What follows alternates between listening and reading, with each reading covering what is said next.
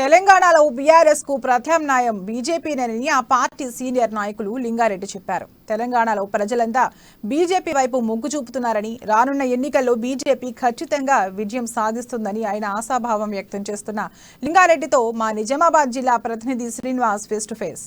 ఎన్నో సంవత్సరాలుగా బీజేపీ పార్టీకి సేవలు చేస్తూ తన రాజకీయంలో ఎన్నో అనుభవాలు చూసినటువంటి మనతో పాటు బీజేపీ నాయకులు ఉన్నారు. వాళ్ళ అనుభవాలు ఏంటి, అసలు బీజేపీ పార్టీకి ఎలా వచ్చారు, వాళ్ళ నేపథ్యం ఏంటి, ఎట్లా లీడర్షిప్ చేశారు, ఏంటి అనే తదితర అంశాలపైన ప్రస్తుత రాజకీయ పరిస్థితి ఎట్లా ఉన్నాయి, అసలు ఏంటి అనే పూర్తి వివరాలు అయితే మాట్లాడే ప్రయత్నం చేద్దాం. మనతో పాటు ఉన్నారు బీజేపీ సీనియర్ నాయకులు బద్దం లింగారెడ్డి గారు ఉన్నారు. వాళ్ళతో మాట్లాడే ప్రయత్నం చేద్దాం. సో చెప్పండి, అసలు మీరు ఇంత సీనియర్ నాయకులుగా అయితే ఎప్పటి నుంచి అసలు మీరు ఎప్పటి నుంచి రాజకీయ రంగ ప్రవేశం చేశారు, ఎలాంటి అనుభవాలు ఎదుర్కొన్నారు?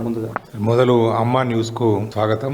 మేము 85-86 నుంచి బీజేపీ యువ మోర్చాలా పనిచేస్తూ 89 వరకే నేను భారతీయ జనతా పార్టీ జిల్లా అధ్యక్షుడిగా ఉంటూ ఆ రోజులు ఉన్నటువంటి పరిస్థితుల్లో ఈ జిల్లాలో ఉన్నటువంటి అన్ని గ్రామాలను చూడాలా, అసలు ఫస్ట్ ఈ జిల్లా యొక్క నైసర్గికమైనటువంటి భూభాగం అయింది, అసలు ఈ పరిస్థితి ఏంది అనేటువంటి దానికి అవగాహన కోసమే మాకు 3-4 నెలల టైం పట్టింది. అట్లా చాలా ఆ రోజుల్లో మేము పార్టీలు ఉన్ననాడు వీళ్ళకు పిచ్చిలేసింది, వీళ్ళు అనవసరంగా బీజేపీలో తిరుగుతున్నారు, వీళ్ళకు కుటుంబాలను నాశనం చేసుకుంటారని చెప్పిన వాళ్ళ వ్యక్తులు కూడా ఉన్నారు. కానీ మేమైతే నమ్మినటువంటి సిద్ధాంతం కోసం ఈ భారతీయ జనతా పార్టీని ఈ దేశంలో గాని, రాష్ట్రంలో గాని, ఈ జిల్లాలో గాని ఒక ఎన్నికైనటువంటి రాజకీయ పార్టీగా, ప్రజల యొక్క మన్నలను పొందేటువంటి ఒక రాజకీయ పార్టీలుగా తీర్చిదిద్దాలనేటువంటి ఒక సంకల్పంతో మేము పనిచేస్తూ ఈ రోజు వరకు అదే రకమైనటువంటి పనిని కొనసాగిస్తున్నాం.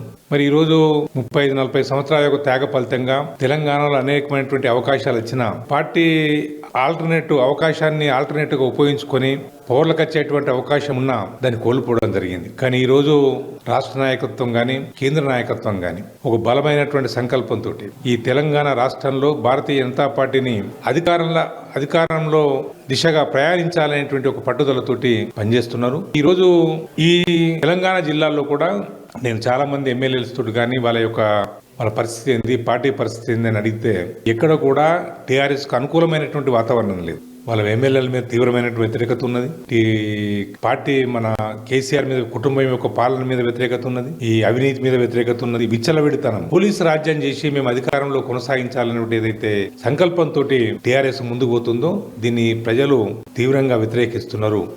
నేచర్ గా పోటీ పెరుగుతుంది, ఒకళ్ళ గ్యాప్ పెరుగుతుంది. కార్యకర్తలకు నా కార్యకర్త నీ కార్యకర్త అనేటువంటి అవకాశం ఉంటుంది. ఇది పెద్ద తేడా కాదు. పోటీ ఎవరికి టికెట్ వస్తే భారతీయ జనతా పార్టీ బీఫామ్ ఎవరికి ఇస్తే వాళ్ళు ఎప్పుడు పార్టీ ఉంటుంది, కార్యకర్తలు ఉంటారు, ప్రజలు.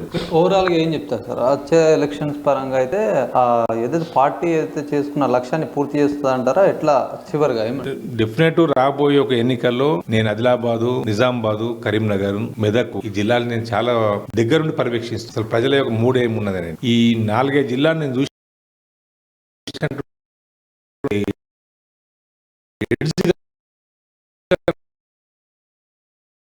ప్రజలు మార్పు కోరుకుంటున్నారు. టీఆర్ఎస్ నాయకత్వం కానీ ఆపలేరు అనేది నేను భావిస్తున్నాను. మొత్తానికి అయితే ఏదైతే బీజేపీ పార్టీ అనుకున్న లక్ష్యాన్ని పూర్తి బాగా వేసి ఖచ్చితంగా అయితే ఏదైతే ఆ బీఆర్ఎస్ పార్టీ చేస్తున్నటువంటి ఏదైతే కార్యక్రమాలన్నీ కూడా దాంట్లో కూడా కేంద్ర ప్రభుత్వం వాటా ఉందని చెప్పి కూడా చెప్తున్న పరిస్థితి కనిపిస్తుంది. అదేవిధంగా ఇంకో రకం చూసుకున్నట్టే తన పార్టీలోని ఏదైతే కేంద్ర ప్రభుత్వం ఏదైతే చేస్తున్న అభివృద్ధి పథకాలు కానివ్వండి, ఇట్లాంటివన్నీ కూడా ప్రజల లోపల తీసుకోవడానికి అయితే ఇప్పటికీ అనేక కార్యక్రమాలతో ప్రజలకు దృష్టి ఆకర్షించడానికి అయితే బూత్ స్థాయిలో కూడా ఆ కార్యకర్తని అలర్ట్ చేస్తున్న పరిస్థితి కనిపిస్తుంది. మనం మొత్తానికి ఓవరాల్గా చూసుకున్నట్టయితే బీజేపీ పార్టీ ప్రత్యామ్నాయం బీఆర్ఎస్ పార్టీకి అని చెప్పేసి మనకు నాయకులు చెప్తున్న పరిస్థితి కనిపిస్తుంది. కెమెరామెన్ భాస్కర్తో శ్రీనివాస్, అమ్మా న్యూస్, నిజామాబాద్. ఎన్నో సంవత్సరాలు